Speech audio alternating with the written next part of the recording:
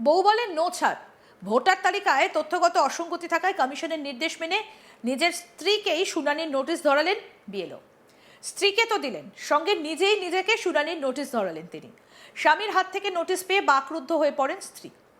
এই ঘটনাটা পূর্ব বর্ধমানের কাটোয়ার। জানা গিয়েছে কেতুগ্রাম বিধানসভার ভোমরকোল প্রাথমিক স্কুলের শিক্ষক দেবশঙ্কর চ্যাটার্জি। কেতুগ্রাম বিধানসভার ভোমরকোল অবৈতনিক প্রাথমিক বিদ্যালয়ের শিক্ষক দেবশঙ্কর চ্যাটার্জি 165 নম্বর বুথের বিএলও। তার বাড়ি ওই এলাকারই কোরলা গ্রামে। তিনি কাটোয়া শহরের 10 নম্বর ওয়ার্ডের চৌরঙ্গি এলাকার স্ত্রী অনিন্দিতা দেবী ও এক পুত্র সন্তানকে নিয়ে থাকেন। দেবশঙ্কর বাবু নিজের ও তার স্ত্রী দুজনের শুনানির নোটিশ এসেছে। দেবশঙ্কর বাবু আবার নিজের বুথেরই বিএলও, ফলে স্ত্রীকেও নিজের হাতে নোটিশ ধরাতে হয়েছে। দেবশঙ্কর বাবুর বাবার নাম পুলকেন্দ্র চ্যাটার্জি, কিন্তু লজিক্যাল ডিসক্রিপেন্সিতে পদবীর বানান ভুল হয়েছে। কিন্তু 2002 সালের ভোটার তালিকাতে ঠিক বানানই রয়েছে। তবুও তাকে কমিশন শুনানির নোটিশ পাঠিয়েছে। আর তার স্ত্রী অনিন্দিতা দেবীর বাপের বাড়ি নদিয়া জেলার নাকাশিপাড়া থানার মাঝের গ্রামে। তার বাবার নাম অনিল চ্যাটার্জি, কিন্তু লজিক্যাল ডিসক্রিপেন্সির জন্য তার ও বাবার বয়সের পার্থক্য 50 বছর রয়েছে। তাই তাকে শুনানির নোটিশ ধরিয়েছেন খোদ তারই বিএলও স্বামী। বিএলও দেবশঙ্কর চ্যাটার্জি বলছেন, কেতুগ্রামে আমরা ভোট দিই। গ্রামে আমার বুথে 712 জন ভোটার রয়েছেন। তার মধ্যে আগে আমার বুথে 7 জনের শুনানি হয়েছিল, আর এখন 62 জনের দ্বিতীয় পর্যায়ের শুনানির জন্য নোটিশ এসেছে। তার মধ্যে আমার নিজের ও স্ত্রীর নোটিশ ধরালাম। এটা সবটাই এআই এর জন্য লজিক্যাল ডিসক্রিপেন্সি হচ্ছে, কিন্তু আমি তো নির্বাচন কমিশনের নিয়ম মেনে কাজ করতে বাধ্য। কি বলছেন বিএলও দেবশঙ্কর চ্যাটার্জি, শুনবো। চট্টগ্রাম 2 নম্বর ব্লকের 165 পার্টের বিএলও, চট্টগ্রাম বিধানসভার আন্ডারে। তো ঘটনা হচ্ছে, আমার এবং আমার ওয়াইফ দুজনেরই নাম লজিক্যাল ডিসক্রিপেন্সিতে ধরা পড়েছিল। তো লজিক্যাল ডিসক্রিপেন্সিতে আমাদের বাবার টাইটেলটা ভুল ছিল, আমার নিজের। তো টাইটেলটা ভুল ছিল, কিন্তু যদিও 2002-এর লিস্টে কিন্তু বাবার নাম ঠিকই ছিল, কিন্তু যে কোনো কারণেই হোক টাইটেল ভুলের জন্য লজিক্যাল ডিসক্রিপেন্সিতে নাম এসেছিল। তো আমি সেই পরিপ্রেক্ষিতে মাধ্যমিকের সার্টিফিকেট যেখানে আমার বাবার নাম সঠিক রয়েছে আমি সেটা প্রোভাইড করেছিলাম। তা সত্ত্বেও আমার নামে হিয়ারিং নোটিশ ইস্যু করেছে ঊর্ধ্বতন কর্তৃপক্ষ। আর আমার ওয়াইফের ক্ষেত্রে যেটা হয়েছে, আমার ওয়াইফের বাবার সাথে আমার ওয়াইফের বয়সের পার্থক্য 50 বছর, ওদের লজিক্যাল ডিসক্রিপেন্সিতে ধরা পড়েছে।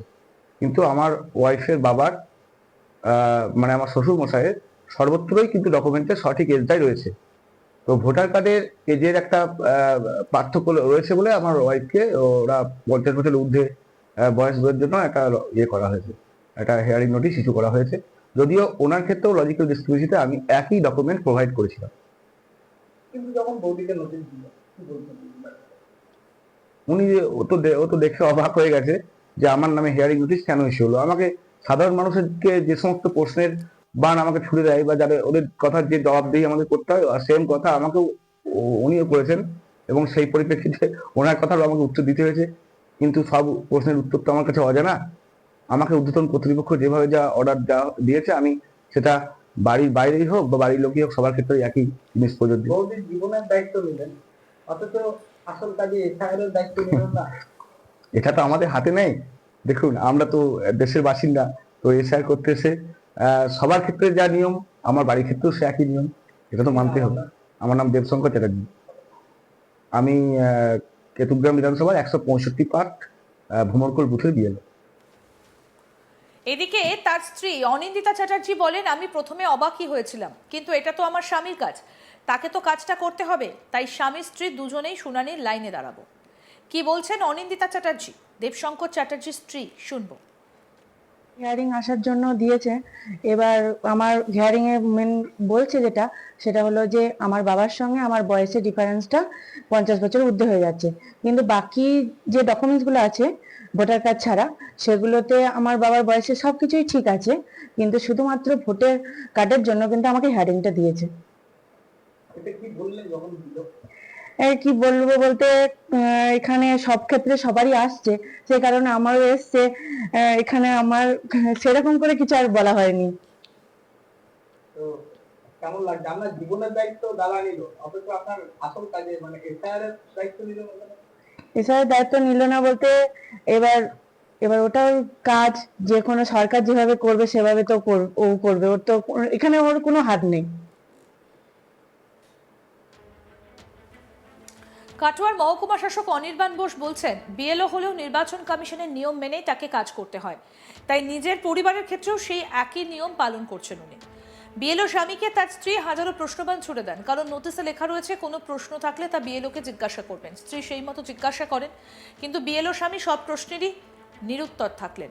নির্বাচন কমিশনের নিয়ম অনুযায়ী অ্যাপে নোটিশ এসেছে, তাই শুনানিতে স্ত্রীকে নিয়ে নিজেকেও হাজির থাকতে হবে। আর 5 জনের মতোই তাদের নিজেদেরও শুনানির লাইনে দাঁড়াতে হবে।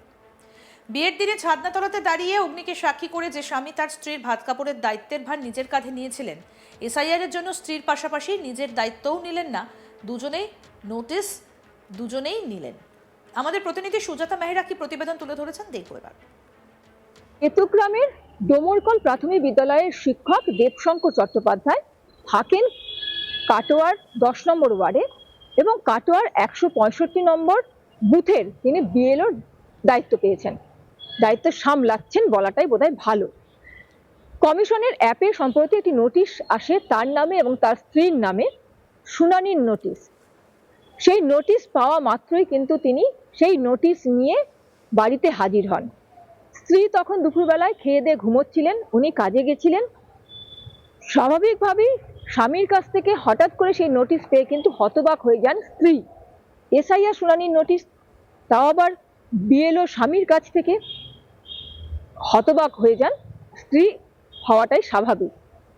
জানতে পারা যায় কি, দেবশঙ্কর চট্টোপাধ্যায়ের বাবার যে নামের পদবি, সেই পদবিতে বানান অসঙ্গতি ধরা পড়েছে নির্বাচন কমিশনের কাছে এবং সেই জন্যেই তাকে নোটিশ দেওয়া হয়েছে শুনানির জন্য। অন্যদিকে স্ত্রী অনিন্দিতা, তার কাছে যে নোটিশ এসছে সেই নোটিশ অনুযায়ী যেটা জানতে পারা যাচ্ছে যে নির্বাচন কমিশনের কাছে অনিন্দিতা চট্টোপাধ্যায় এবং তার বাবার বয়সের মধ্যে 50 বছরের তফাৎ, সেই কারণেই কিন্তু নোটিশ দেওয়া হয়েছে। স্বামী বিএলও হলেও তিনি কিন্তু দায়িত্ব সামলেছেন, সরকারি কাজ তাকে দেওয়া হয়েছে, সেই মতোই তাকে তার কাজ করে যেতে হবে। স্ত্রী অনিন্দিতা কিন্তু নোটিশ পেয়ে এমনই অভিব্যক্তি দিলেন স্বামীর সম্পর্কে।